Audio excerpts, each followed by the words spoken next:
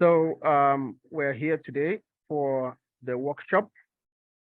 As you can see, as you are very much aware of before today, the title is Needs Assessment in Professional Certification. In this workshop, we're going to be exploring what needs assessment is, and we'll have a little preview or overview of what professional certification is. And then we'll find out how or why needs assessment is important in professional certification. Now, but before we dive in, I'd like to show you the agenda for the workshop. As you can see, can you see my screen, please? Is there anyone? Someone should let me know. Yeah, I can see it. Okay. So on the agenda, we have done the welcoming. We're going to do a short quiz. This quiz is just for research purpose. It's just for us to be able to, determine how impactful our services have been to you. So it is not in any way going to be recorded or used as part of what should be considered in any form of certification. And of course, the details and everything that comes from it will be kept, confidential. So please, if you have your QR code scanner close by, do well to scan the QR code that is on the screen so that you can access the short quiz. Yeah, have we all been able to access the quiz? Yeah, I'm going through it now. Okay. We'll just go ahead now and attempt to, first of all, give definition to some of the concepts that will help us understand it better. Okay. So the title says needs assessment in professional certification.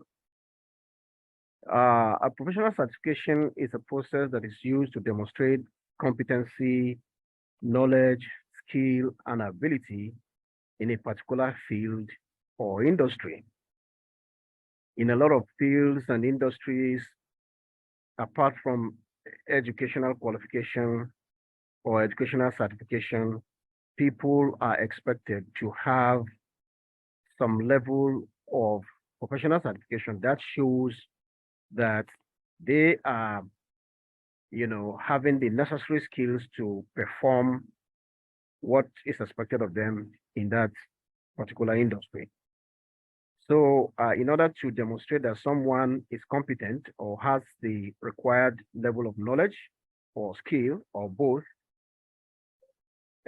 people are usually, awarded professional certification. In some sense, it is used to recognize the achievement of these individuals and the organizations in order to ensure that they meet the standards that is required to be able to function in the industry that they are, having the calling to be in.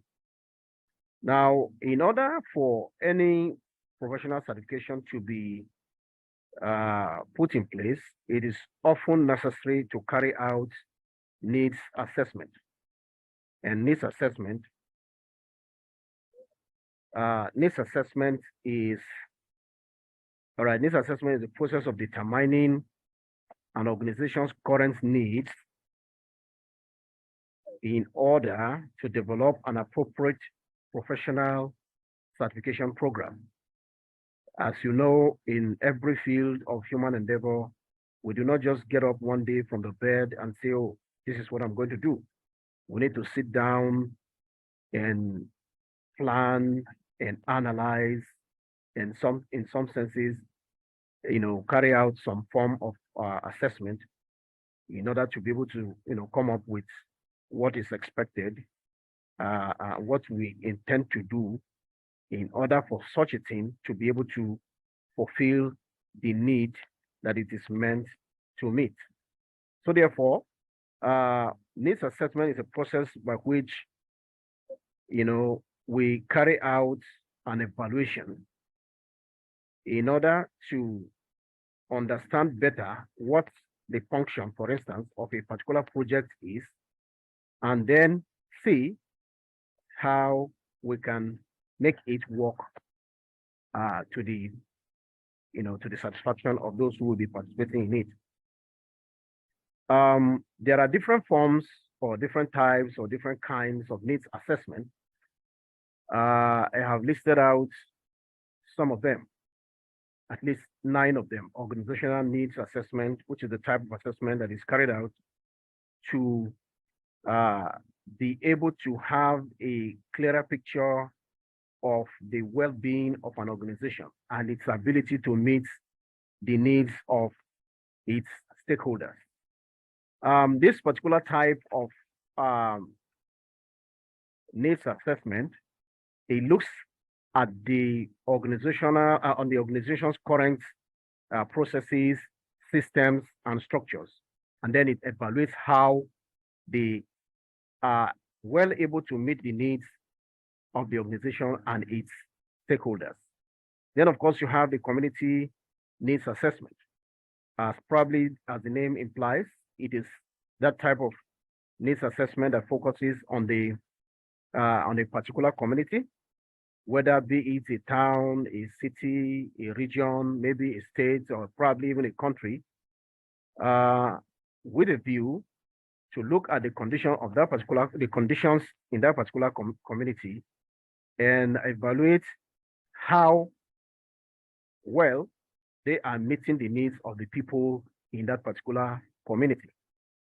Then you have the program needs assessment. Of course, is the type of needs assessment that is carried out on a program, maybe an educational program or an intervention program in a city.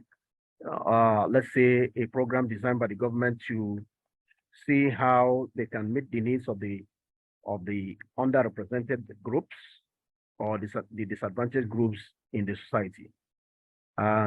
It is also aimed at, unraveling how well the program is meeting the needs of those whose needs is supposed to be meeting.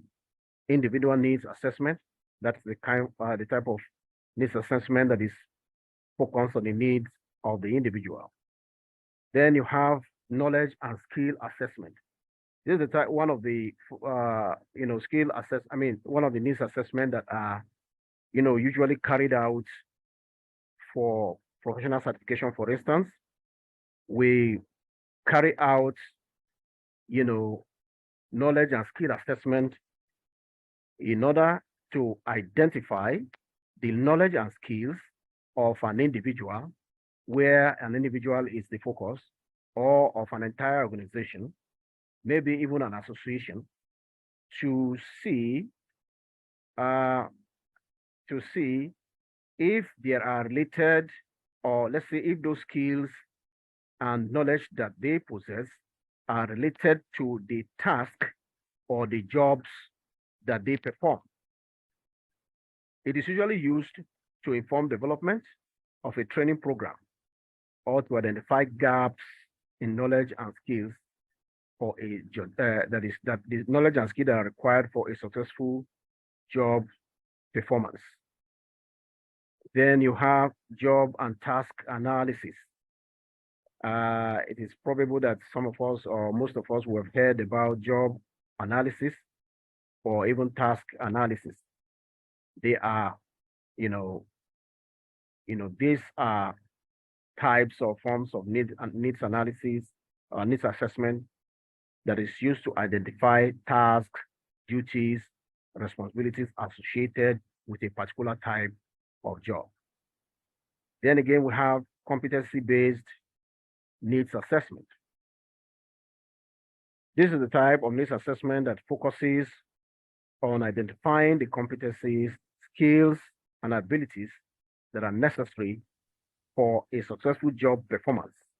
It is somehow similar to job or task analysis. Then strategic needs assessment. Strategic needs assessment. This is the type of need assessment that is used to identify an organization's goals and objectives and to assess whether the current level of resources that are present, whether they are actually able to meet those goals. One of the purposes for this is that it informs strategic planning in an organization or an association. Then the last but not the least is the complex needs assessment. This is the type of needs assessment used to identify and analyze multiple factors that may affect an individual or an organization in the form of operations or the activities that the individual carries out or whatever needs the association, the organization is meant to meet. Needs assessment is very important. Some of the importance of needs assessment in professional certification, first, that it helps in identifying gaps. It also helps in unraveling skills and abilities.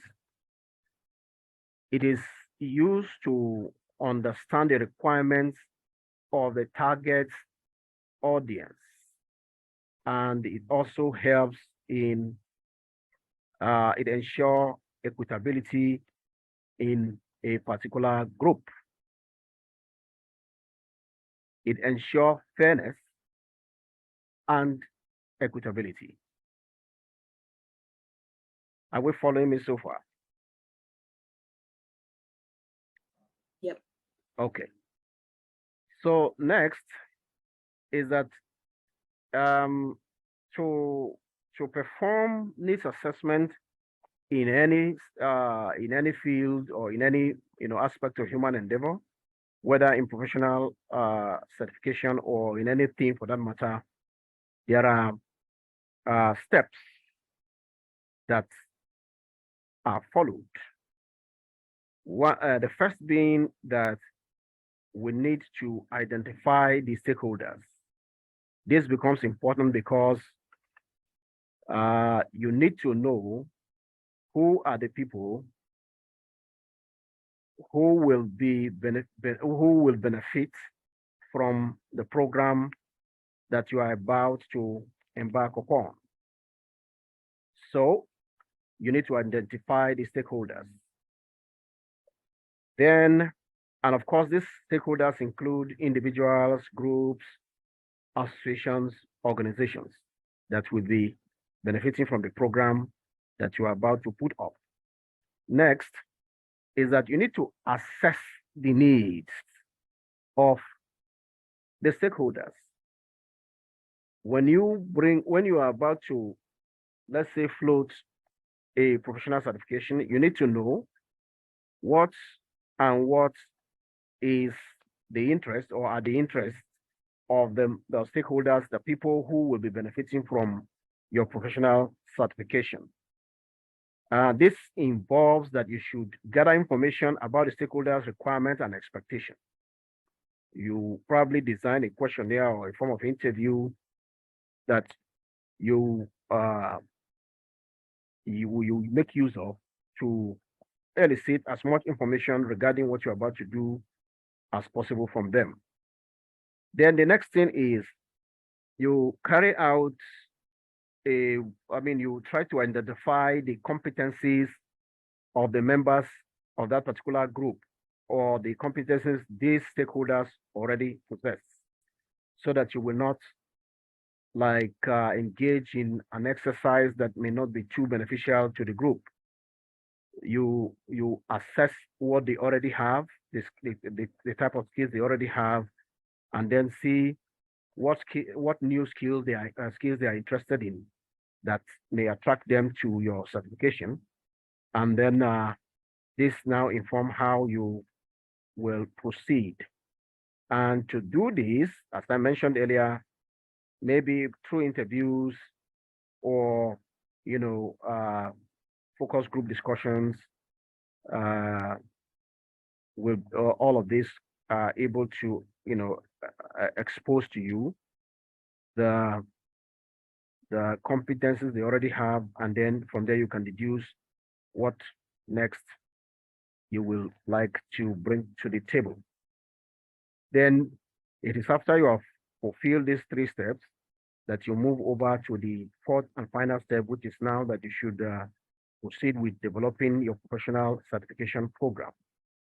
Um, it involves designing a program to meet the needs of stakeholders, as we have mentioned, and to ensure that these programs that you have put in place are not biased, they are fair, they do not give undue advantage to a portion of the group over others. Then, of course, after which you can now have your professional certification in place. I hope we are following me. All right, next we look at the methods that are used to conduct needs assessment. Some of them I already started mentioning. Those methods include interviews. Interviews, as you know, they are very good in eliciting information from a one-on-one contact, especially. Interviews can help you to gain deep understanding of an organization's current qualification, or maybe a person current qualification, experience, and the training that are needed, and also to help identify the potential skill gaps. You sit with someone, I wouldn't know which area is yours, but if you are to sit on the table with an engineer or someone who has some level of engineering skills, you will, through the interview interaction, you'll be able to identify what skills they have, and then what skills they would like to consider that are useful to them. Then, of course, the next method is the focus group. Focus group, it has to do with, it's very similar to interviews, except that you may have more than one person. You are almost all the time going to have more than a single person in the group. And your focus group should be between 8 and 10 at most. There you sit on the table with them and have a clear-cut discussion.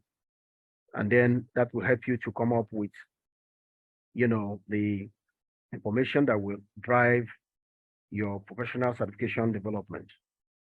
Some of the tips that can be used for focus group include that you should select an appropriate size.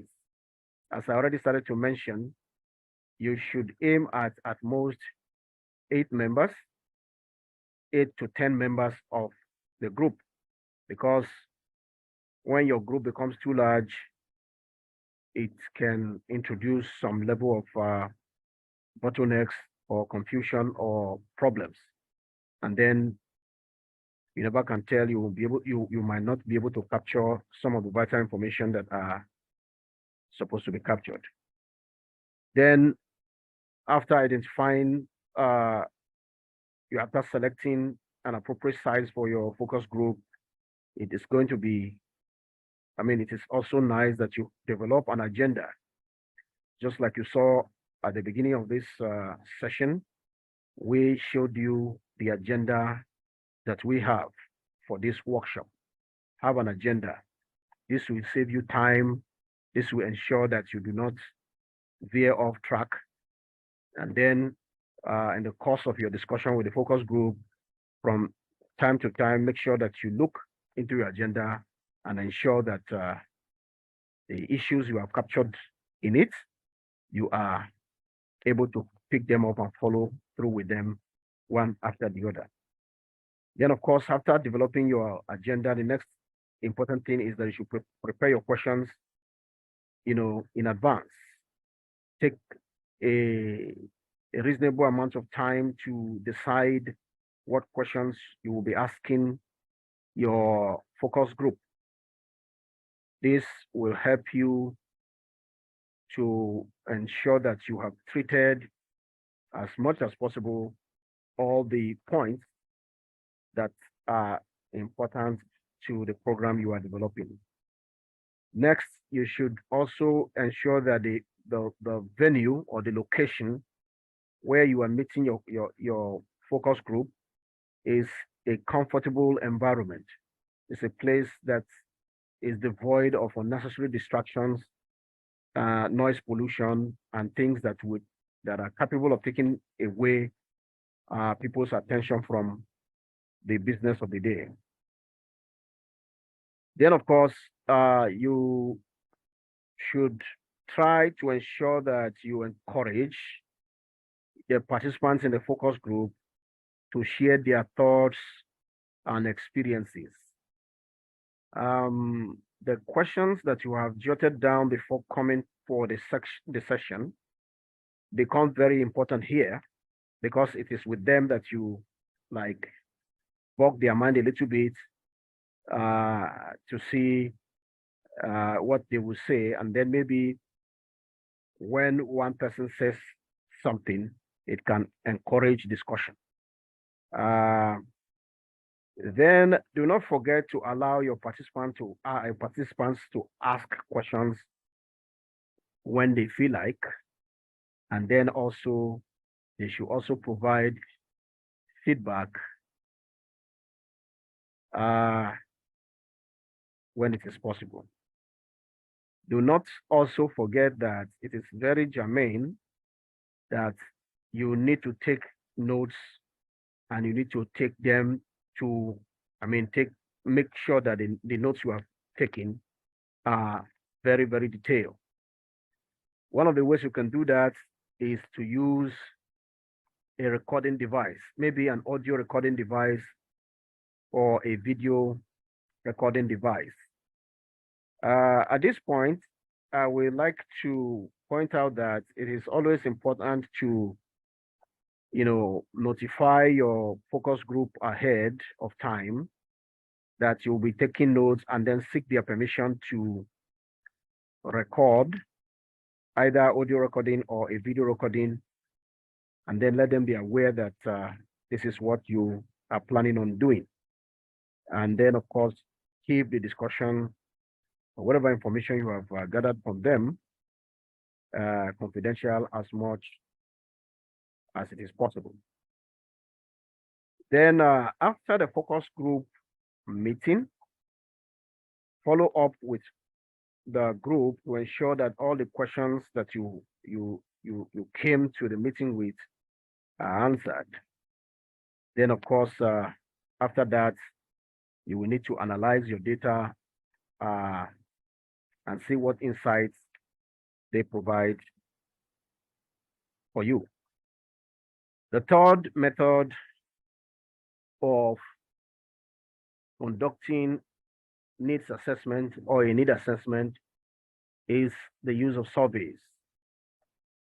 Of course, you know what a survey is. You prepare your questions in the form of a questionnaire, and you send it out to the professionals or the stakeholders in that particular industry, and then you give them sufficient time to respond to your survey.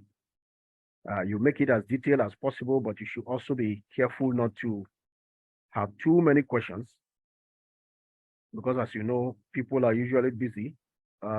It will not be too nice for them to spend a whole day responding to your questions. Last but not the least is a document review. This one is another method that is used to conduct needs assessment in professional certification. It helps the assessor to gain understanding of the organization's current qualification experience, and training, and also to help and also to identify the potential skill gaps that may exist within that organization or that that person may have. Um, these are the four methods that can be used to conduct a needs assessment. At this junction, I don't know if anyone has any comments because we're quickly coming to the end. Don't forget that in the beginning, we gave you the definition of professional certification, and then we said that it is a process that is used to demonstrate competency, knowledge, skill, and abilities in a particular field or industry. And also, Cassandra has her hand up. Yes, unmute so that you can pose your question. So how do you decide for the surveys, how many, I guess, surveys to send and what percentage, I guess, is appropriate to receive back? Like what's your stopping point when you've received enough surveys? Mhm. Mm-hmm.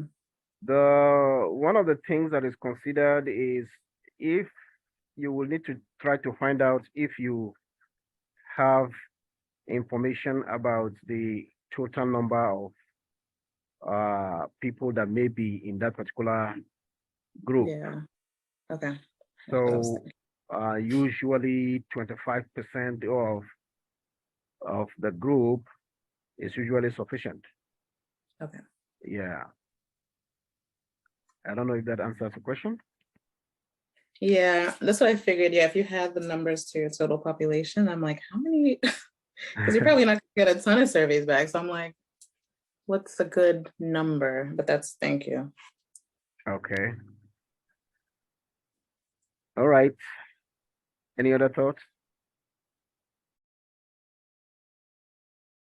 Okay. So we also mentioned to you the forms of needs assessment where we presented 9 of them. The first being organizational needs assessment, community needs assessment, program needs assessment, individual needs assessment, knowledge and skill assessment, job and task analysis, competency-based need assessment, strategic needs assessment, and complex needs assessment. We also presented to you 4 importance of needs assessment. We mentioned that the first one is it helps us to identify any gaps. The second being that it helps us to identify skills and abilities, and also that it helps us to unravel the requirements that may be needed. Oh, sorry. Thank you. Somebody's pulling off. And then we also mentioned the steps that are involved in needs assessment. 4 of them were mentioned, and we said identifying the stakeholder as the first, the second being assessing the needs of the stakeholders, then identifying the competencies of the stakeholders, and then going forward to developing the professional certification program. The methods that are used are still on the screen, documented interview, survey, focus groups, and interviews. All right. So we have what are we have the implications of needs assessment for organizations that have adopted professional certification. First, they are conducting a thorough needs assessment in order to ensure that their professional certification is effective and efficient. You know, one of the benefits of it is, as you can see, is that it helps them to ensure that they conduct a thorough needs assessment that takes care of the uh, effectiveness and efficiency of their professional certification. Then you have their professional certification program is aligned with the organization's mission and vision. You see, it helps the organization to ensure that their professional certification program aligns with their mission and vision, and as well, it ensures that it is fair and equitable. Then, thirdly, it ensures that the professional certification program meets the needs of their stakeholders and that it is appropriate for the target audience. And lastly, it ensures that any potential challenges that may arise during the certification process are addressed. So these are the implications of needs assessment, to organizations that have adopted professional certification. In conclusion, this assessment is an essential part of the certification process in that it enables organizations to identify gaps or deficiencies in their current certification program.